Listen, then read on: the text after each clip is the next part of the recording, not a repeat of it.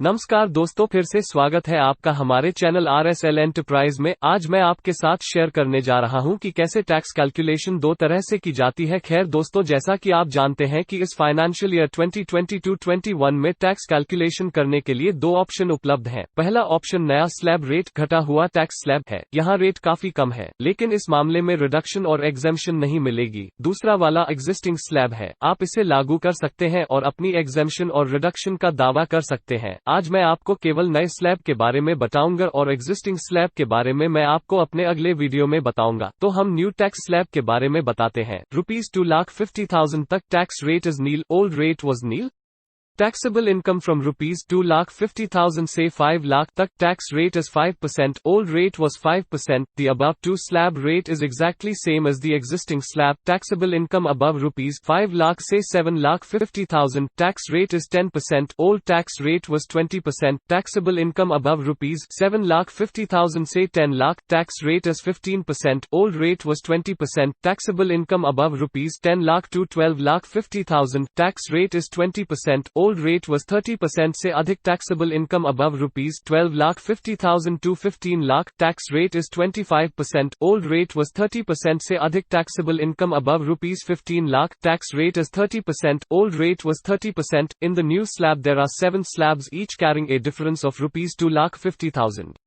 नए स्लैब में कई जटिलताएं हैं। न्यू स्लैब रेट में बहुत बड़ा बदलाव है, इस कारण से यह नया स्लैब दर अभ्यस्त कई लोगों के लिए बहुत फायदेमंद है। अभ्यस्त एग्जेम्पशंस और डिडक्शंस उपलब्ध नहीं होगी ताकि आप एग्जेम्पशंस और डिडक्शंस का लाभ न उठा सके, इसलिए यहाँ इस नई स्लैब में टैक्सेबल इनकम बढ़ जाती है। इसलिए इस वीडियो तक आप समझ गए होंगे कि नई स्लैब सिस्टम में टैक्स रेट्स कम है। और दूसरी बात यह है कि टैक्सेबल इनकम की गणना के इस नए स्लैब में आपको एग्जेम्पशंस एंड डिडक्शंस का लाभ नहीं मिलेगा। नया स्लैब जहां हम जानते हैं कि कोई एग्जेम्पशंस एंड डिडक्शंस उपलब्ध नहीं है। उदाहरण के लिए ग्रोस सैलरी के तहत किए गए उपरोक्त 5 डिडक्शंस को यहां नए स्लैब में माना जाएगा। इसका मतलब है कि ग्रोस सैलरी सीधे सैलरी के तहत इनकम होगी। उदाहरण के लिए आपके पास 12 लाख रुपए का ग्रोस सैलरी था और यदि आपके पास ऊपर के 5 भागों में 2 लाख रुपए की डिडक्शंस थी, तो आपको मौजूदा सैलरी में सैलरी हेड के तहत ₹12 lakh minus 2 lakh equal to 10 lakh रुपए का पे करना होगा। लेकिन नई टैक्स सिस्टम के तहत आपको 12 लाख रुपए सैलरी पर टैक्स देना होगा। अब बात करते हैं हाउस प्रॉपर्टी हेड की। जैसा कि हमने देखा कि इंटरेस्ट और होम लोन काटे जाते हैं, जिसके लिए हमें हाउस प्रॉपर्टी हेड के तहत इनकम में कमी से गुजरना पड़ता है।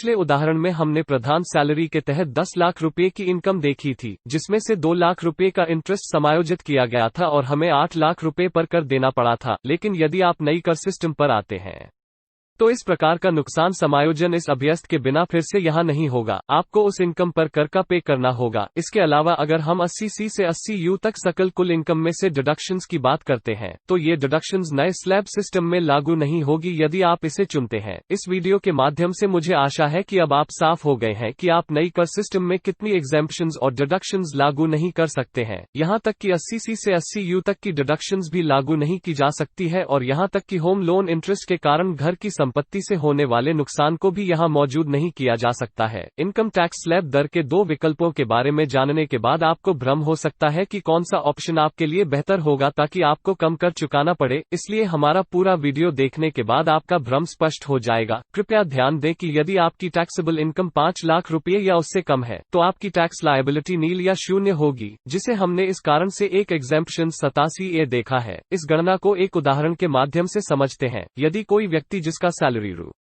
₹50,000 प्रति माह है, तो ₹50,000 इंटू 12 इक्वल्स ₹6 लाख है। प्रत्येक सैलरी भोगी के लिए अतिरिक्त डिडक्शंस ₹50,000 है, इसलिए हमें कुछ भी बदलने की आवश्यकता नहीं है। अब मैं यहाँ न्यूनतम डिडक्शंस को कवर करूंगा और सुचारू रूप से हम अपनी डिडक्शंस बढ़ाएंगे। मान लीजिए कि 80C का गुच्छा PF और LIC का बिल ₹15,000 का हो गया है, उसके पास कोई और डिडक्शंस है, तो कुल डिडक्शन ₹65,000 होगी। इस डेटा पर आपके टैक्स की गणना की गई है। पुराने टैक्स स्लैब के अनुसार आपका टैक्स ₹20,280 था और न्यू टैक्स स्लैब के अनुसार इसका ₹23,400 है। यहाँ बेहतर ऑप्शन ओल्ड टैक्स स्लैब है, इसलिए यदि आप यहाँ लाभ देखते हैं तो यह ₹23,400 माइनस 20,280 इक्वल्स ₹3,120 है यदि व्यक्ति पुरानी सिस्टम को चुनता है। नेक्स्ट एग्जाम्पल, मान लीजिए कि अब उस व्यक्ति के पास कोई होम लोन नहीं है, इसलिए होम लोन का इंटरेस्ट 0 होगा और यदि डिडक्शंस USATC इज ₹25,000 है तो अब स्वचालित रूप से कैलकुलेटर कर के माध्यम से बदल गया है और अब इस मामले में ओल्ड टैक्स रेट इज ₹54,600 और नई स्लैब में टैक्सेबल इनकम इज ₹46,800 है। यहाँ नया टैक्स स्लैब फायदेमंद है और इस मामले में यहाँ पर मिलने वाली राशि ₹54,600 माइनस 46,800 इज इक्वल टू ₹7,800 है। आप इसे आधिकारिक कैलकुलेटर में भी टैली कर सकते हैं और हमें एक ही परिणाम मिलता है। इस वीडियो को देखने के लिए थैंक्स। तो मुझे उम्मीद है कि दोस्त आपको समझने में सक्षम होंगे। अगर आप पसंद करते हैं तो कृपया लाइक, शेयर और सब्सक्राइब करें और अधिक नए वीडियो पाने के लिए बेल आइकन पर क्लिक करना न भूलें। तब तक सुरक्षित रहें। Bye bye.